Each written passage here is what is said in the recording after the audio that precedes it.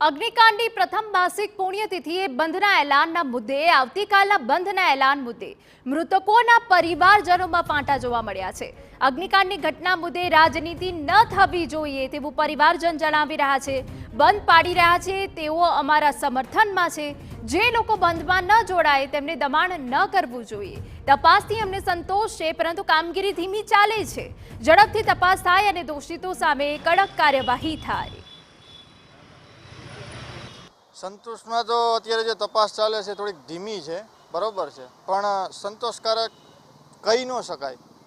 અને આ તપાસ આગળ યોગ્ય રહે અને જે જવાબદાર વ્યક્તિ હોય એમને સજા મળે, જેથી કરીને શું થાય કે આ ઘટના વારંવાર આગળ ન બને।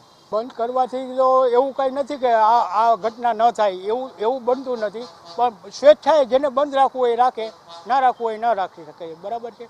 અમે કોઈ પેલામાં નથી કે આપણે કોઈ પાર્ટી તરફથી અમે નથી કંઈ એવી રીતે કરતા। હા, જે લોકો કરે છે એમના માટે ભલે કરે છે, જે નથી કરતા એમના માટે બી અમારે કોઈ ઓલું નથી।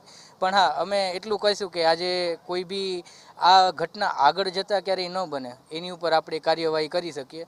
અને શું કહેવાય કે અમારા સમર્થનમાં જે લોકો છે એમના માટે અમે એના માટે શું કહેવાય કે પેલું છે, આભાર માનીએ છીએ।